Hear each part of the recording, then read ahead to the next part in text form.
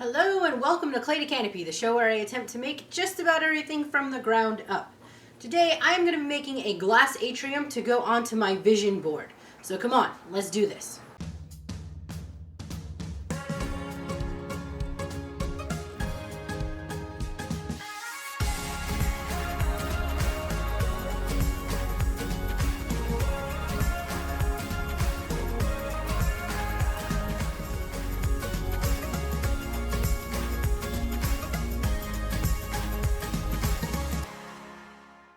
Hey y'all, before I cut into all of the footage on this Glass Conservatory, I need to preface this video.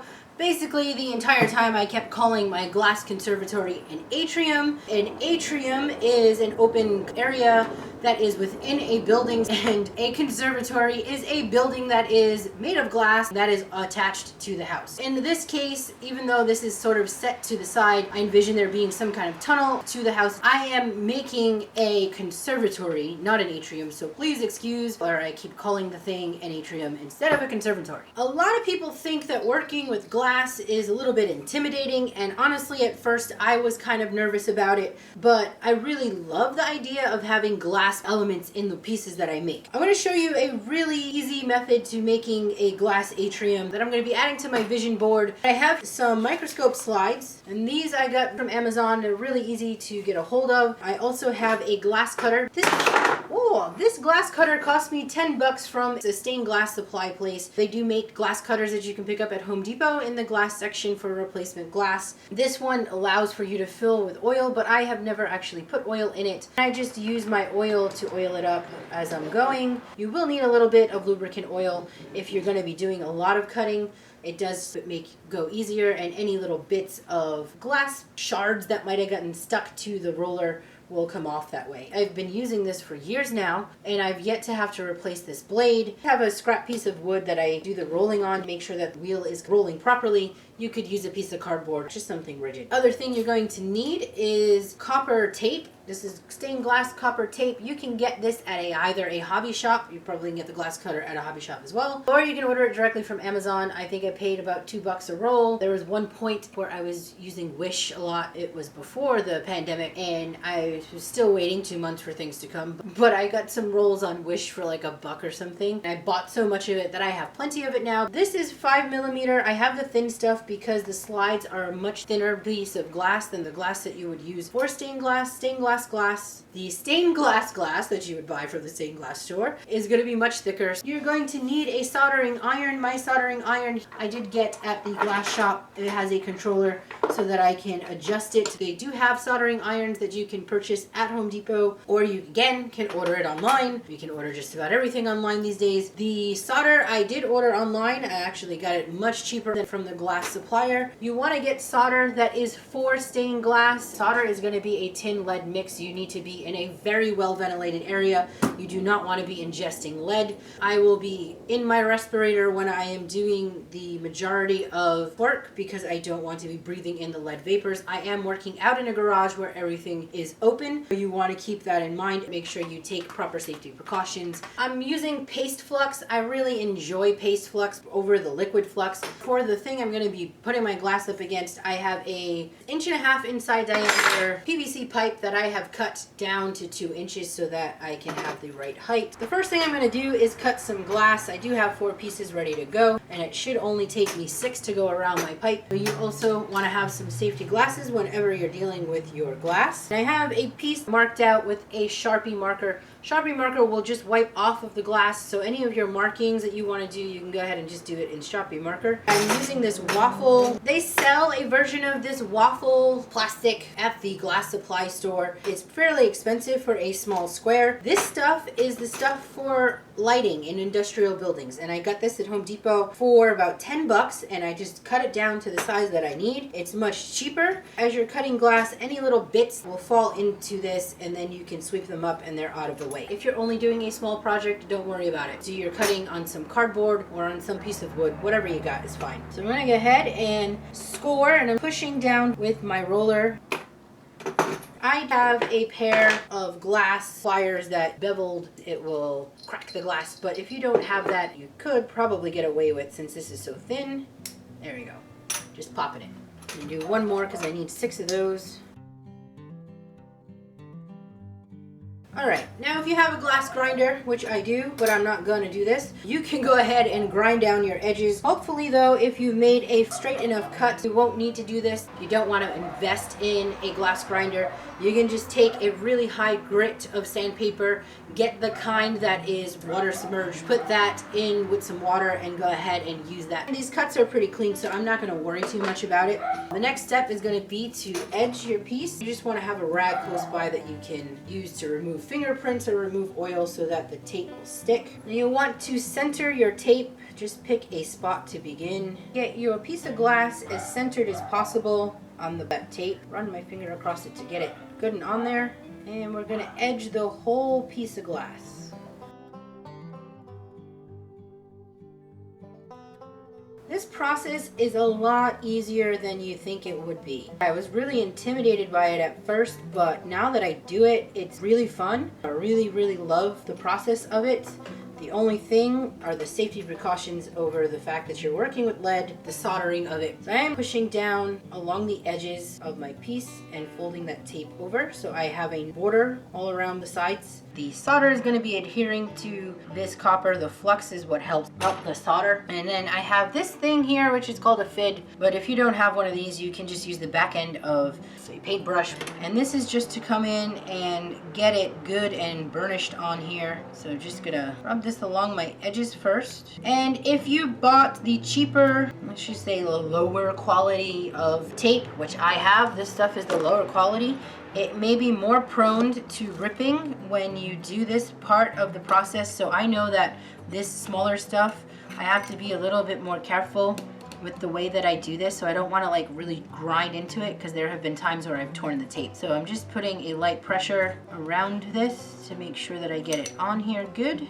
You do not have to use microscope glass. This just happens to be very convenient size for me. And I did a bunch of work using these gallery sculptures. I didn't cut it. It just made my life easier. I could just go and create these cylinder pieces that I was working on. It also is a thin enough glass for the model windows. When you're dealing with small models, I don't want any thick, hunky glass going in it. These microscope slides work out really well for that. Had to go feed a cat. So I'm going to start tacking process. I'm not going to put on a respirator. I'll put on the respirator when I start laying out the solder. Again, I have an open area. Behind that camera, behind you, is a giant open door. I'm gonna just use these two to get this from not rolling. I need to put some flux along the seam line of this.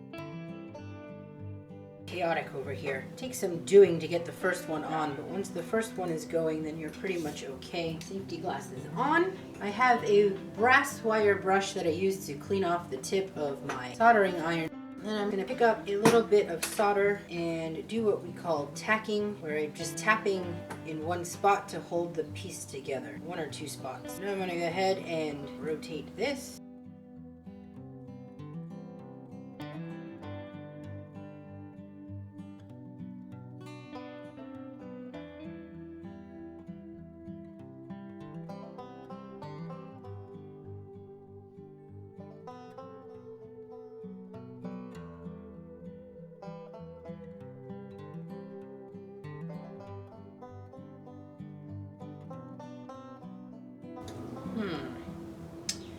Not going to come quite at me. I think I'm going to do one more piece of glass.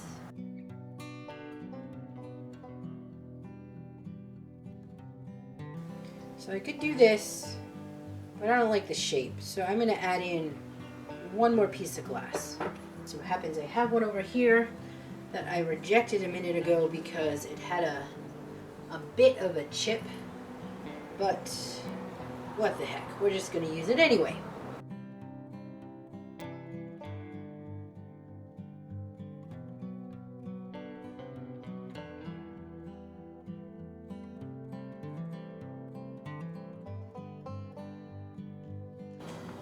Alright, let's get you all up close and personal so we can do the seams. And I can throw on my respirator. I'm not going to talk through the next bit. What I'm going to be doing is pumping a full bead all the way across my seam on the outside as well as on the inside.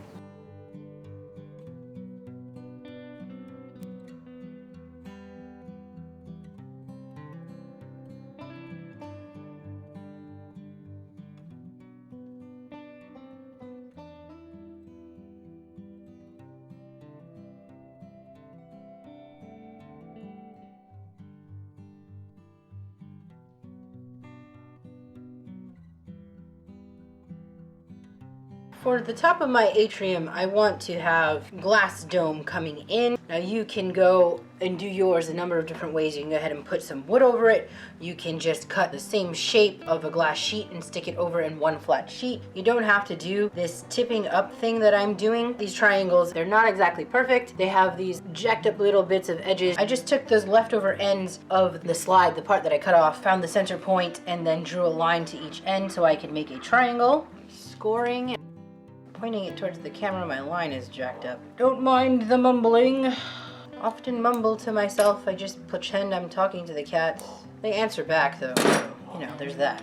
Been asked in the past which glass grinder I'm using. This is a Glass Superstar 2. It has a main larger piece and then it has a smaller threaded bit with a small stand that I can add more detailed bit on here if I'd like to. This is the water splash guard, which I usually face towards you, and it is a well for the water. There is a little cork plug. That's how you drain the water. And then this sponge, which you can buy little replacement sponges, but it's just a piece of foam. You want to get wet because it draws up the water and runs it along the side of your cutter bit. You definitely want your safety glasses for this. Once I turn this on, let's get it going. The water pushes up against it, and then I can push this against the drum and it will grind my glass.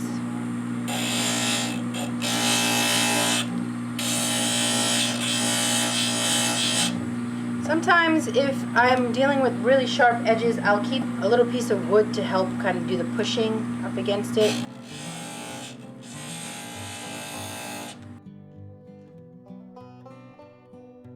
I would like to note that it is late in my day and I probably should be like, okay, we're done right now, but this is me we're talking about, and of course I'm going to push through and probably jack this all up because that's what usually ends up happening. I feel like these should have been longer, but again, running out of time, and it's only a model. They definitely should have been longer.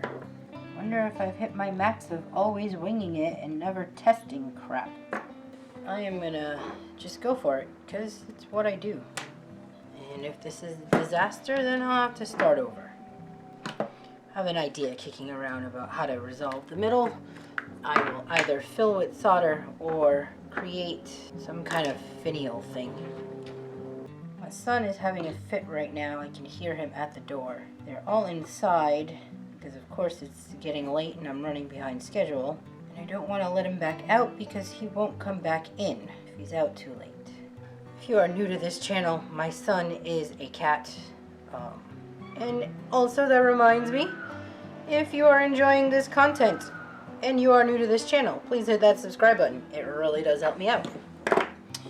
Okay, so I'm gonna fill this gaps with solder, but then I am also, I think, gonna attach something to the center.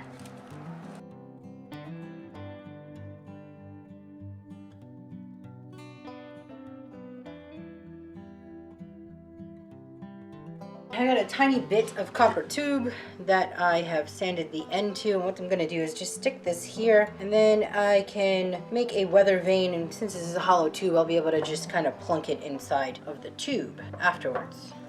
Okay, so this has to go inside, get washed down with some soapy water, and then I can throw a patina on. Alrighty, I have given my atrium a thorough cleaning. Even though I did a thorough cleaning, I went in with this cloth and just buffed my solder lines because I really need to make sure that I got the flux off of it. I'm going to be applying a patina. You can purchase this patina pre-made. It's kind of on the expensive side. I'm going to be applying this solution that is going to change this bright silver back to a copper. If it is not properly sealed, like you give it a spray coat or whatever after you do the patinaing, it will age over time. So you'll end up getting like this old penny look. And in any parts that you see the inside of the tape, you're gonna have this two-tone thing happening. If you don't go along with one that's gonna match, they do make a black tape. It'll be copper on the outside and a black lining so that you can use a blackened patina, which I do have some of. I have purchased this once, and since then I went online and ordered from a nursery this copper sulfate powder. sold as a fertilizer for seeds and stuff. Some nurseries will carry it in stock, and you want to make sure it's the sulfate, not the acetate. I feel like I paid maybe $5 for this bag, and it's lasted me a long time, so I just take some warm water, pour some powder into this bottle, shake it up, make sure it dissolves, and I go from there. If you get a tainted batch, you're done for. If it comes in contact with some other metal, like an iron or, you know, nickel, whatever, and these elements are in water, if you're not using filtered water, you're using tap water, you might not be getting good results. This is just tap water, but mine seems to be okay. To reduce all of the contamination type of stuff, I just use a separate cup to do my applying, and I never pour any excess back into the bottle. I just throw it out. If it looks like it's a weak reaction, then you probably don't have enough powder. I didn't really measure, I just kind of eyeball it by the look of the blue, and I can tell you right now, this looks pretty weak. Usually it's a little bit darker, so I probably did not add enough powder this time. Gloves. Let's protect our hands. This is a clean brush. It's never been used for anything else, and if it's taking forever, then I know I need to charge up my solution here with something a little bit stronger.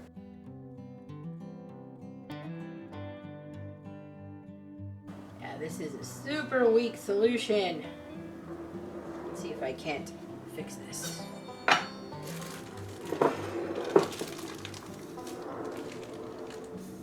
Whoa. Well, that sure is going to be even really strong. If you're having any resistance, any areas that looks like it's not really taking to it, you probably got bits of flux still stuck to the piece. So this is it. I'm just going to keep working this once it changes enough, and then if it starts to go a little bit black, then I'm wiping it off and adding another coat. I am very happy with the way that this turned out. We're going to just call it here. So if you enjoyed watching me bumble around with making this piece, please like, share, and subscribe if you have not done so already, and stick around to watch the vision boards come together.